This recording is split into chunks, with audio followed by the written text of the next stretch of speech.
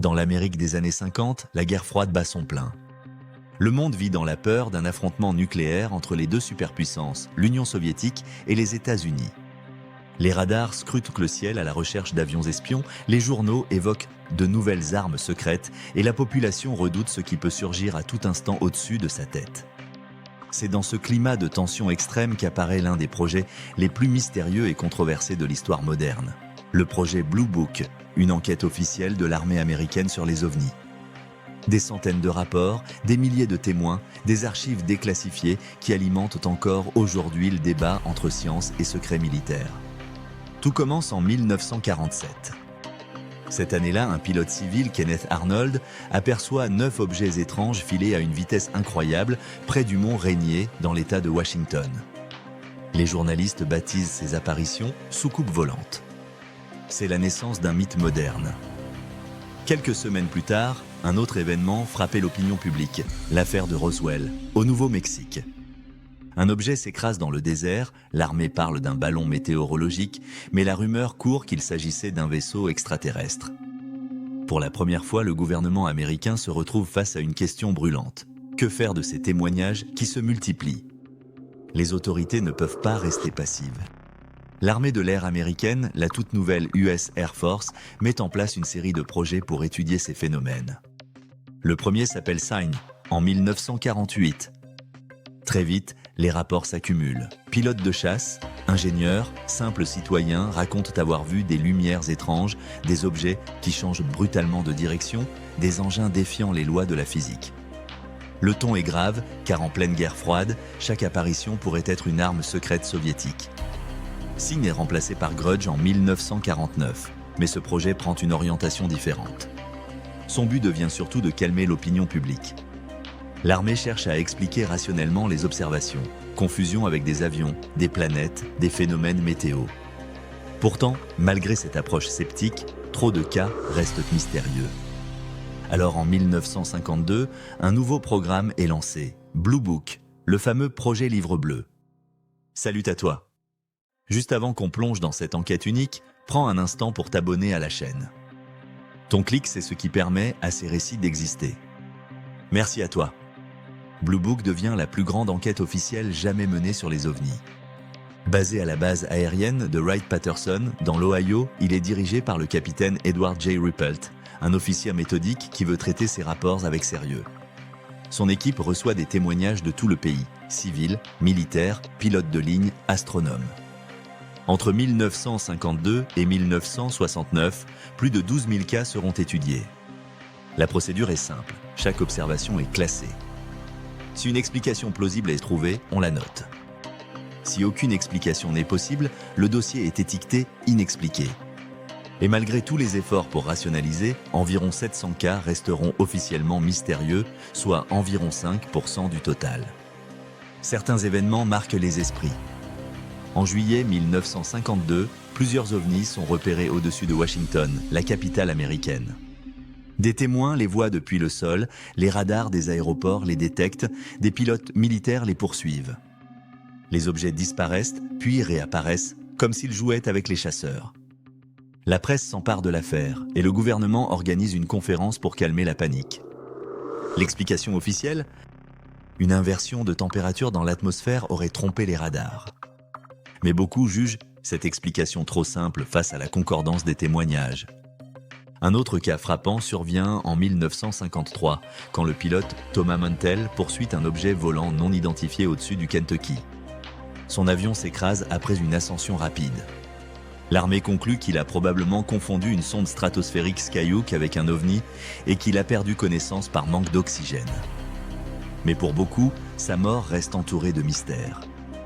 À mesure que les années passent, Blue Book accumule des montagnes de documents. Des photos, des enregistrements radars, des témoignages écrits. Certaines affaires semblent absurdes, d'autres effrayantes. L'équipe tente de garder une approche scientifique, mais une tension constante persiste. L'armée veut éviter la panique. Trop souvent, les conclusions officielles privilégient l'explication naturelle, même quand les preuves paraissent troublantes. En 1953, l'US Air Force mandate un comité de scientifiques dirigé par le physicien Howard Robertson. Son rapport, appelé Panel Robertson, recommande de réduire l'intérêt public pour les ovnis en multipliant les explications prosaïques et en ridiculisant les observations. C'est un tournant. À partir de là, Blue Book prend clairement une dimension de communication. L'armée ne veut pas seulement enquêter, elle veut aussi contrôler le récit. Mais certains au sein même du projet restent troublés. Ruppelt, le premier directeur, publiera plus tard un livre où il raconte ses frustrations. Il reconnaît que certains cas défient toute explication connue et que le phénomène mérite une recherche sérieuse. D'autres militaires et scientifiques, comme J. Allen Hynek, conseillers et scientifiques de Blue Book, commencent sceptiques, puis évoluent vers une position plus ouverte. Hynek, astronome réputé, finira par inventer la classification des rencontres rapprochées qui deviendra célèbre dans la culture populaire. Les années 60 voient le débat s'enflammer. Les ovnis ne disparaissent pas, au contraire. Les témoins se multiplient, parfois par centaines. En 1966, au Michigan, une série d'observations massives attire l'attention nationale. Hynek explique publiquement qu'il s'agissait peut-être de gaz des marais, une déclaration qui le discrédite et qui choque l'opinion. Face à la polémique, le Congrès américain exige une étude plus approfondie. C'est ainsi que naît le rapport Condon, dirigé par l'Université du Colorado sous la houlette du physicien Edward Condon. Pendant 2 ans, des scientifiques passent au crible des centaines de cas, souvent en collaboration avec Blue Book. Le rapport final, publié en 1969, conclut que les ovnis ne présentent aucune menace pour la sécurité nationale et ne justifient pas davantage de recherche scientifique.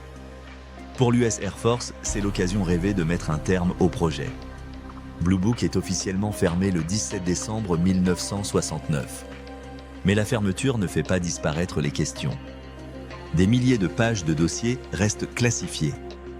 Quand certaines sont déclassifiées dans les années 70, les passionnés découvrent que beaucoup de cas inexpliqués avaient été minimisés ou rangés dans des catégories douteuses. Pour les ufologues, c'est la preuve que Blue Book n'était pas une véritable enquête scientifique, mais un outil de dissimulation. Et les soupçons ne s'arrêtent pas là. Beaucoup pensent que les cas vraiment troublants étaient extraits de Blue Book et étudiés dans d'autres programmes secrets. On parle du fameux projet Majestic 12, supposé groupe de scientifiques et de militaires chargés de gérer le preuve extraterrestre. Officiellement, Majestic 12 n'a jamais existé, mais les documents qui circulent alimentent la croyance que Blue Book n'était que la façade visible d'un effort bien plus vaste. Alors, que penser aujourd'hui de ce projet ? Les archives déclassifiées permettent de se faire une idée claire. Sur plus de 12 000 cas, la majorité ont trouvé des explications rationnelles. Avions mal identifiés, ballons, planètes, étoiles, phénomènes atmosphériques. Mais environ 700 dossiers restent officiellement inexpliqués. Et parmi eux, certains témoignages sont solides. Observations croisées par des pilotes et des radars, engins détectés visuellement et technologiquement, comportements impossibles à attribuer à une erreur de perception. Ce qui est fascinant, c'est que malgré les efforts pour banaliser, Blue Book a ouvert une brèche. Il a montré que même les institutions les plus puissantes de la planète prenaient le phénomène au sérieux.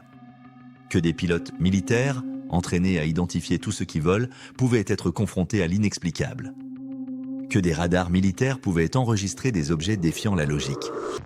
Depuis la fermeture de Blue Book, les ovnis ont changé de nom. On parle aujourd'hui d'UAP, pour phénomène aérien non identifié. Mais le mystère reste le même. Les révélations récentes du Pentagone, qui publie des vidéos de pilotes de chasse poursuivant des objets aux manœuvres impossibles, rappellent étrangement les dossiers de Blue Book. Comme si, malgré les décennies écoulées, nous n'avions pas avancé d'un pas. Alors, que faut-il en conclure ? Blue Book n'a pas résolu le mystère des ovnis, mais il a documenté un phénomène mondial, persistant, troublant. Était-ce une couverture pour cacher des tests militaires ? Peut-être.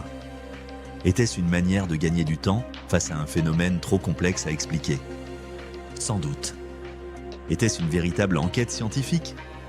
Pas vraiment, car la science exige une transparence que l'armée n'a jamais accordée. Mais une chose est certaine, les archives de Blue Book continuent de hanter l'imaginaire collectif. Chaque fois qu'un objet étrange est filmé par un pilote, chaque fois qu'un radar capte une trajectoire impossible, on repense à ces milliers de dossiers classés, à ces centaines de cas jamais résolus. Blue Book est devenu plus qu'un projet, c'est un symbole. Le symbole d'un mystère que même les puissants n'arrivent pas à effacer. Aujourd'hui, quand tu lèves les yeux vers le ciel, rappelle-toi que quelque part dans les archives poussiéreuses de l'armée américaine, des hommes ont noté noir sur blanc qu'ils ne comprenaient pas ce qu'ils voyaient. Rappelle-toi que la vérité n'est pas toujours cachée par des extraterrestres ou des complots, mais parfois simplement par notre incapacité à admettre l'inconnu. Et rappelle-toi surtout que tant que le mystère persiste, la question reste ouverte. Merci d'avoir suivi cette plongée dans le projet Blue Book. Si tu veux d'autres vérités sans filtre, si tu veux explorer les zones d'ombre de l'histoire et de la science, abonne-toi et partage la vidéo. Plus on sera nombreux, plus ces histoires sortiront de l'oubli. À bientôt, merci.